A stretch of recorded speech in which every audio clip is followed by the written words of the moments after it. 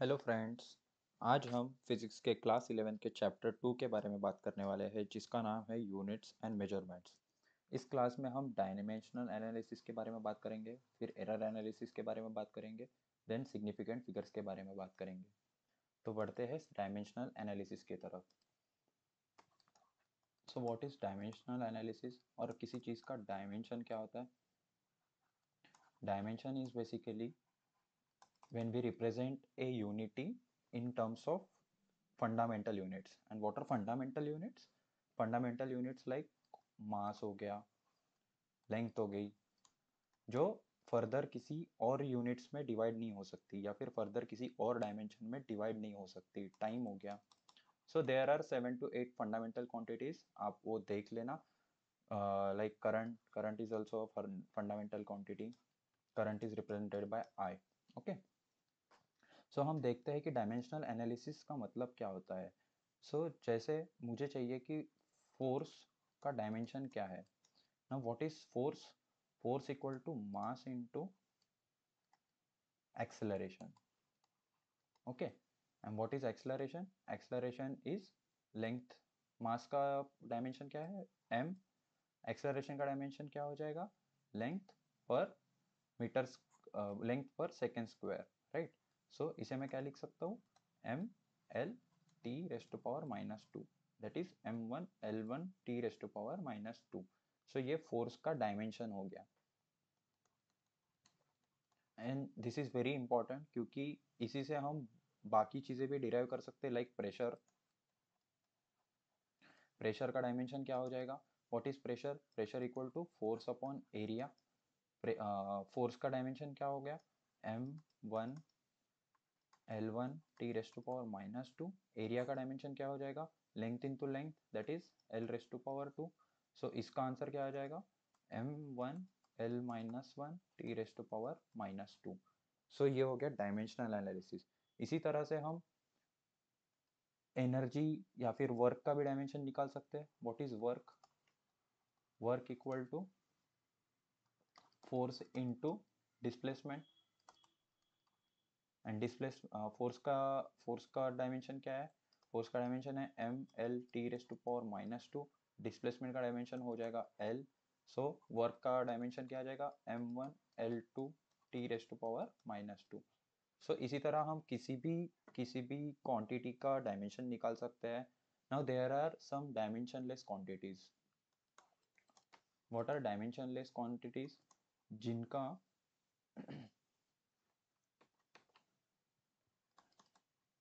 Dimensionless quantities.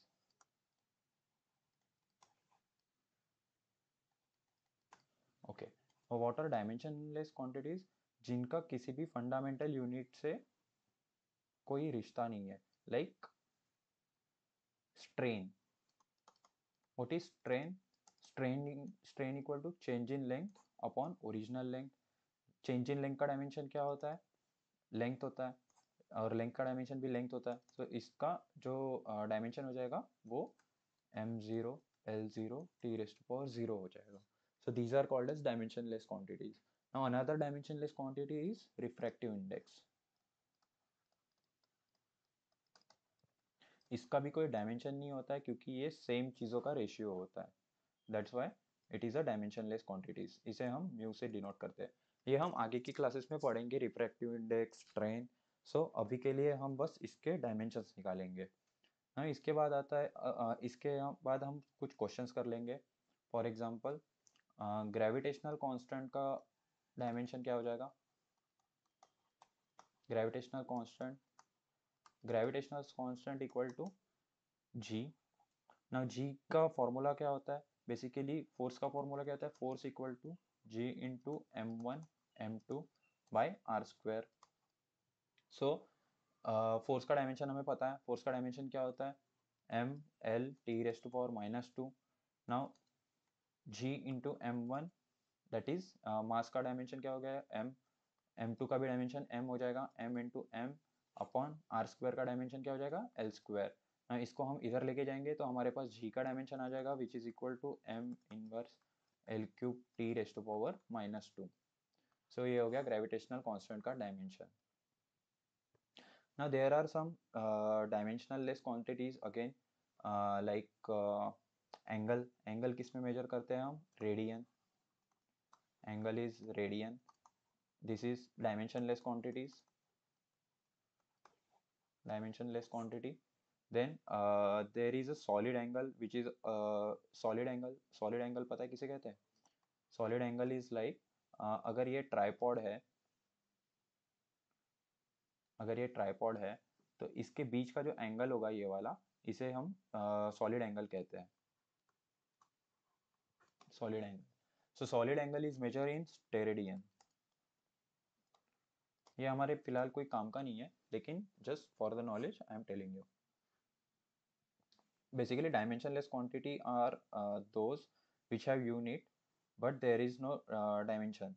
Like अगर unit है तो डायमेंशन होगा ही, ठीक है, पर अगर डायमेंशन है तो ज़रूरी नहीं है कि यूनिट भी होगा. नाउ इसमें हम देखेंगे principal of homogeneity. What is principal of homogeneity? Principal of homogeneity is basically कि वही क्वांटिटीज ऐड और सब्ट्रैक्ट होंगे जिनकी डायमेंशन सेम होगी. लाइक जैसे कि फोर्स के साथ ही ऐड होगा या फिर सब्ट्रैक्ट होगा, लेंथ के साथ ही ऐड होगा या फिर सब्ट्रैक्ट होगा. सो what is principal of homogeneity? Only those quantities can be added or subtracted. Only those quantities can be added or subtracted which have same dimensions.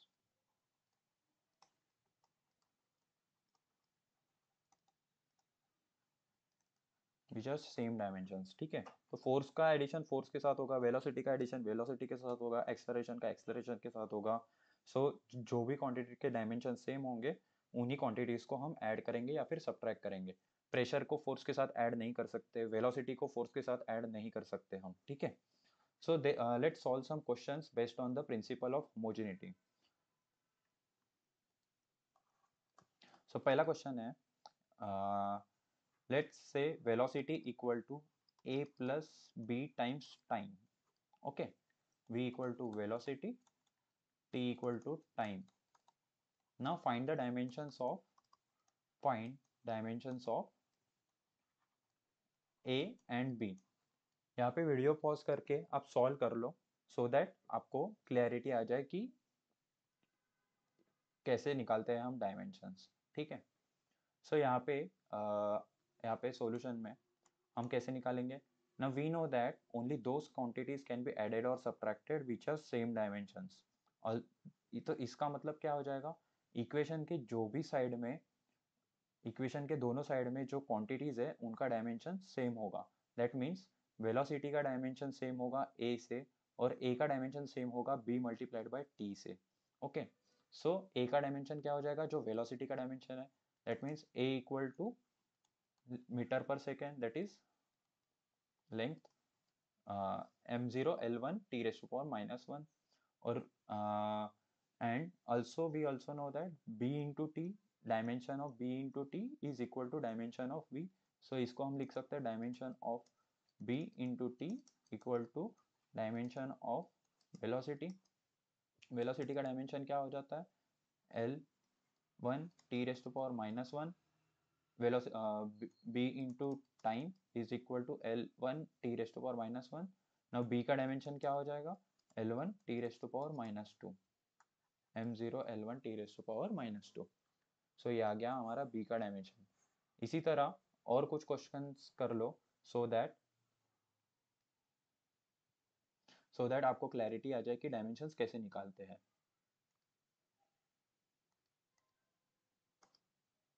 Okay, सो मैं यहाँ पे कुछ क्वेश्चंस लिख के दे रहा हूँ, वो आपका होमवर्क है, आपको ये घर से करके आना है. x equal to a plus c upon m. now x equal to displacement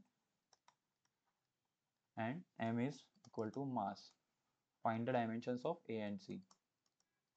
Find the dimensions of a and c. Another question, mu equal to a plus b by lambda square, whereas mu equal to refractive index and lambda equal to wavelength. Okay, so ये questions आपको घर से करके आना है and comment and please do comment the answer in the comment section. मैं comments पढ़ूंगा, so please करके आइएगा.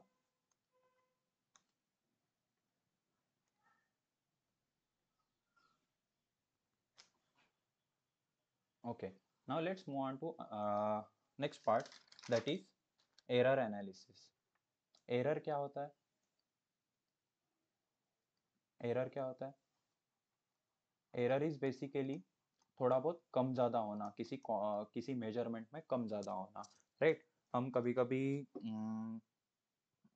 कभी हमारे मार्क्स आ जाते हैं, दैट इज़ आंसर की निकलती है, तो हम मार्क्स कैलकुलेट करते हैं, तो उसमें कुछ एरर होने के चांसेस रहते हैं, तो हम क्या बोलते हैं कि 19-20 हो सकता है, राइट? ऐसे नहीं कि हम एग्जैक्टली 19 ही होंगे या एग्जैक्टली 20 ही होंगे, ऐसे नहीं बोलते. सो सिमिलरली मेजरमेंट्स में भी एरर आता है. लेट्स से कि हमने किसी स्केल से हमने लेंथ मेजर करने की कोशिश की और हमें 5 readings milli. Let's say 5.1 centimetre, 5.2 centimetre, 5.3 centimetre, 5.4 centimetre and 5.5 centimetre. So इसमें एरर क्या होगा? सो एरर हम पहले तो हम निकालते हैं कि एक्यूरेट वैल्यू क्या होगी. What is accurate value? Accurate value is basically mean of all these values which we have taken in the reading.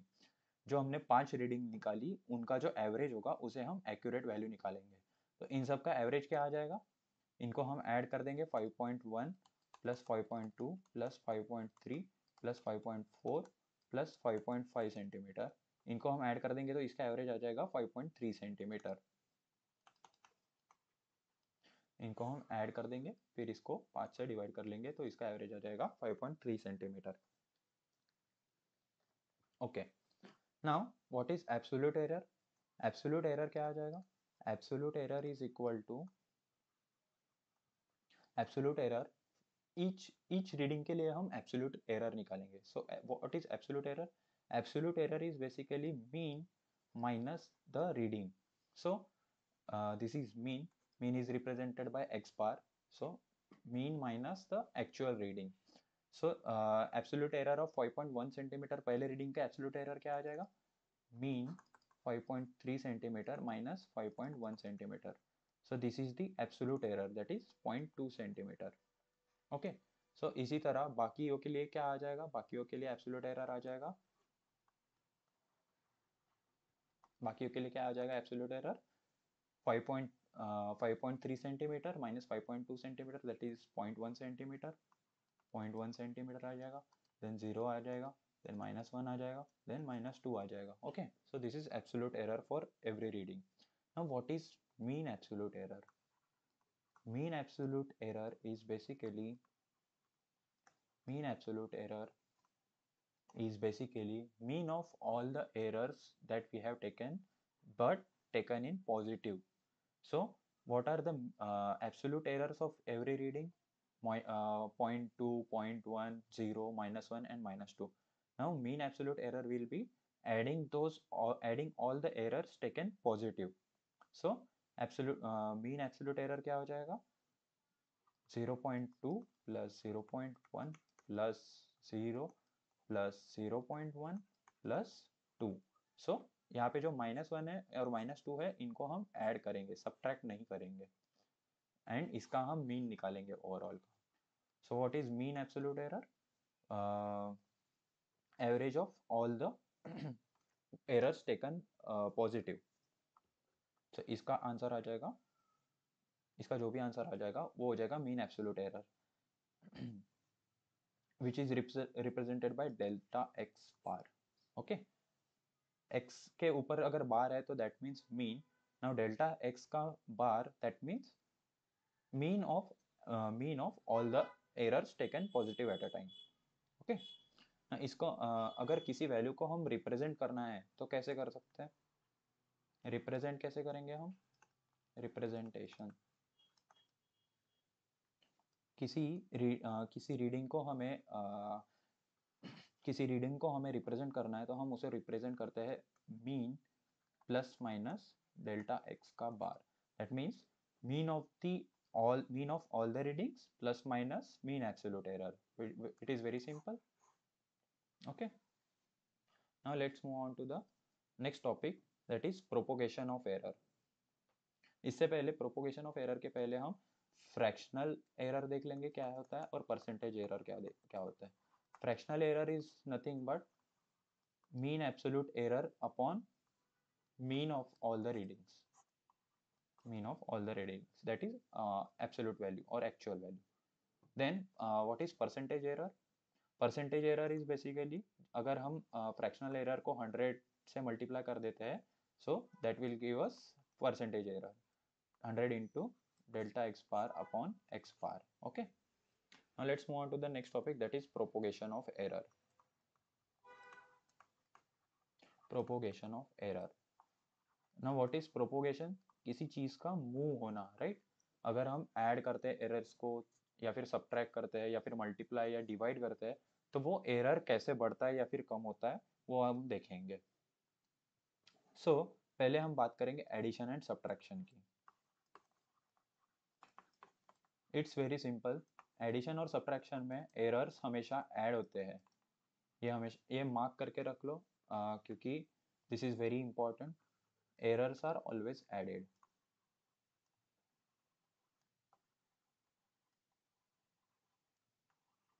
Errors are always added, error की हमेशा एडिशन होगी, वो कभी सब्ट्रैक्ट नहीं होंगे। Let's take an example. Let's say volume 1 equal to 2 centimetre cube plus minus 0.02, volume 2 equal to 4 centimetre cube plus minus 0.04। ना हमें हम अगर पूछा है कि टोटल वॉल्यूम क्या है, so total volume will be v1 plus v2 which is equal to 6 centimetre cube, 4 plus 2 6 centimetre cube हो जाएगा, और इन दोनों एरर्स को हम ऐड करेंगे तो क्या मिल जाएगा? Plus minus 0.06। ओके, ना अगर डिफरेंस पूछा है, difference of volumes, equal to let's say v2 minus v1 which is equal to 4 minus 2, that is 2 centimetre cube plus minus 0.04 plus 0.02। Errors हमें यहाँ पे भी ऐड करने हैं, सब्ट्रैक्ट नहीं होगा, ये errors always added. Okay, so error यहाँ पे भी सेम रहेगा, यहाँ पे भी सेम रहेगा, डिफरेंस में भी सेम रहेगा, एडिशन में भी सेम रहेगा।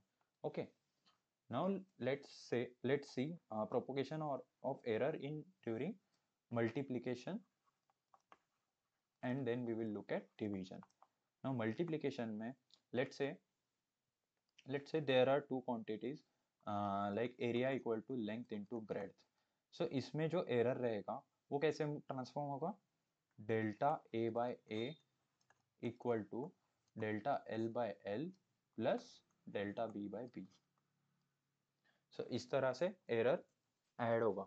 दैट मीन्स ये this is the formula for error propagation for multiplication. Okay,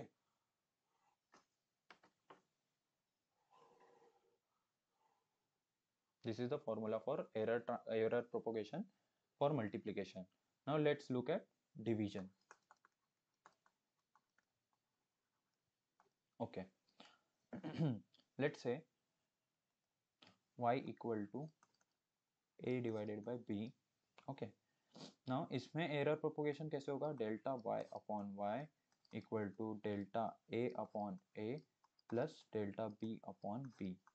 सो जैसे मल्टीप्लिकेशन के लिए था वैसे ही डिवीजन के लिए भी है। So formula for multiplication and division is same. Okay, now let's solve a question.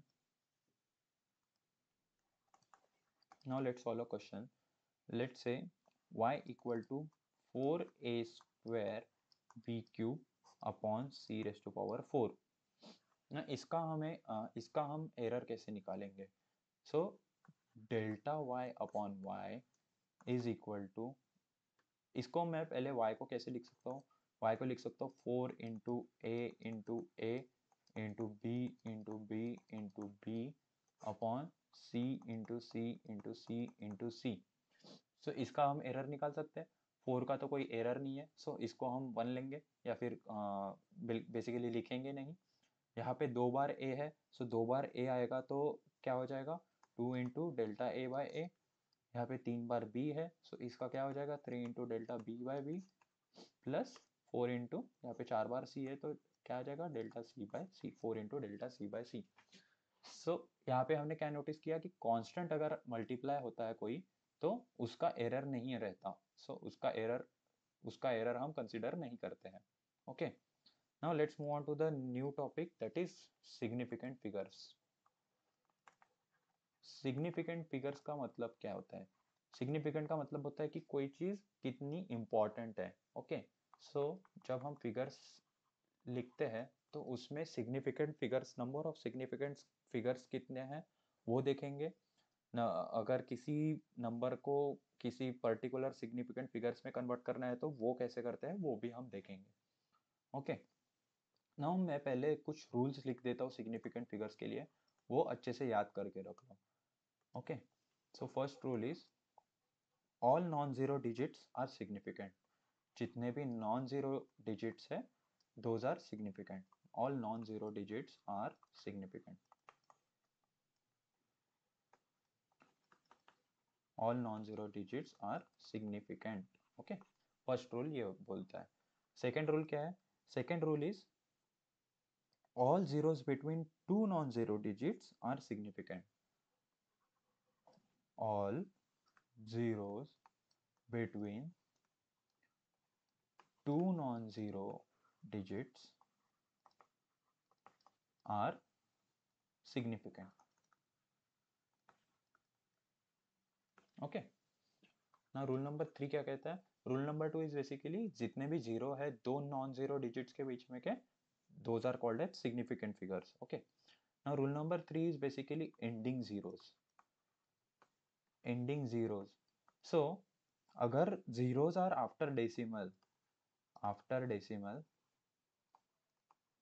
and they are also at the end of the number, then that is called as significant figure. इसका example क्या हो जाएगा?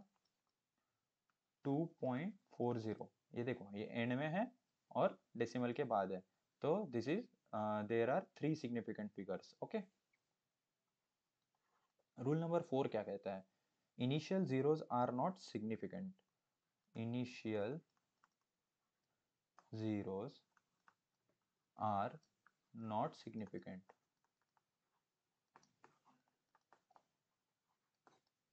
Example 0.0042। Now zero, ये zero जो है वो decimal के बाद है पर these are not at the end, so that's why इस नंबर में बस दो ही सिग्निफिकेंट है। Okay, now rule number 5 is power of 10। Power of 10 is always insignificant. Power of 10 is insignificant.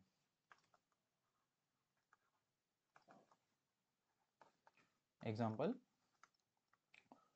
2.4 into 10⁻6। इसमें कितने सिग्निफिकेंट फिगर्स है?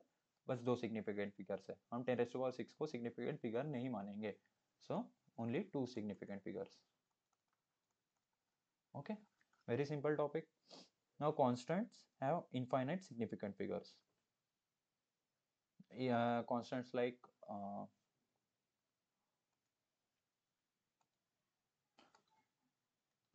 Like pi equal to 22/7, but infinite significant figures.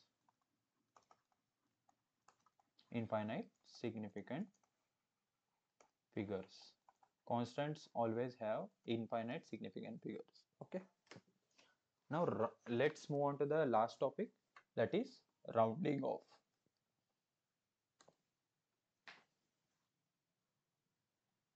Now let's move on to the next topic, that is called as rounding off. Rounding off. What is rounding off? किसी चीज को हम छोटा कर देते हैं, राइट? लेट्स से 2.66777, इसको हम कैसे राउंड ऑफ करते हैं? 2.68 राउंड ऑफ कर देते हैं। या फिर there are some fractions like 10/3, सो इसको हम क्या राउंड ऑफ कर देते हैं, 3.33 राउंड ऑफ कर देते हैं। जबकि ये जबकि ये रिकरिंग नंबर है, तब भी हम राउंड ऑफ कर देते हैं। ओके, सो राउंड ऑफ कैसे किया जाता है? लेट्स से वी हैव 2.43, इसमें कितने सिग्निफिकेंट फिगर्स है? 3 सिग्निफिकेंट फिगर्स है ना। इसको हमें 2 सिग्निफिकेंट फिगर्स में कन्वर्ट करना है। तो कैसे करेंगे? सिंपल, 2.43 है तो इसका राउंड ऑफ क्या हो जाएगा? 2.4 हो जाएगा, right? Now now we will take a case when significant figure ends with 5. Okay, so when significant figure ends with 5 and there is no number after 5, 5 के बाद कोई और नंबर नहीं है, तो हम इसके पहले वाला नंबर देखेंगे। अगर ये इवन है तो हम वैसे के वैसे ही रहने देंगे। अगर ये ऑड है, लेट्स से 2.35, सो इसका क्या हो जाएगा? 2.4 हो जाएगा, एक नंबर हम बढ़ा देंगे। Okay, now multiplication and division for of significant figures. Okay, multiplication और डिवीजन। ओके, मल्टीप्लिकेशन और डिवीजन के वक्त सिग्निफिकेंट फिगर्स हम किसकी लेते हैं? अगर लेट्स से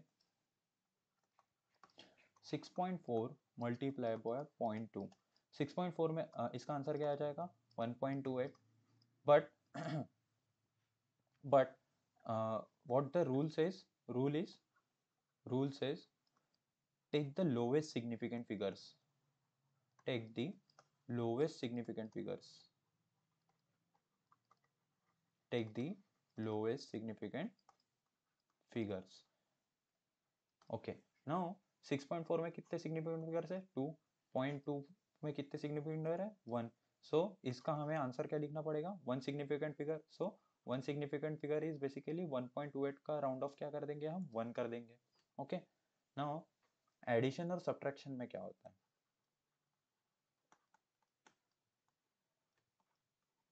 एडिशन और सब्ट्रैक्शन एडिशन और सब्ट्रैक्शन में let's say 14 minus 5 plus 3.28 plus 0.123। Okay, 14.5 plus 3.28 plus 0.123, इसका आंसर क्या आ जाएगा? 17.903।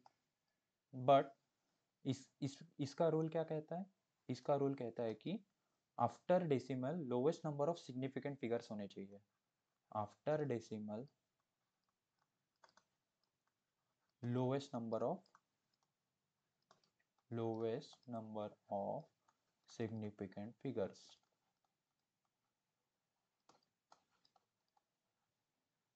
After decimal lowest number of significant figures. After decimal सबसे कम सिग्निफिकेंट फिगर किसका है? ये है 14.5 का, दैट इज 1। सो इसमें भी डेसिमल के बाद कितने सिग्निफिकेंट फिगर्स होने चाहिए? एक ही। So answer will be 17.9। So ये था आज का topic, that is units and measurements. Units and measurements यहीं पे समाप्त होता है। अगर आपको ये लेक्चर अच्छा लगा हो तो प्लीज़ दोस्तों के साथ शेयर कीजिए, लाइक कीजिए, सब्सक्राइब कीजिए। अगर कोई डाउट हो तो प्लीज़ कमेंट कीजिए, मैं हर एक कमेंट पढ़ूंगा और उसके लिए आपको सॉल्यूशन डेफिनेटली दूंगा। Thank you so much for watching till the end. Please do like the video, subscribe and share it. Thank you.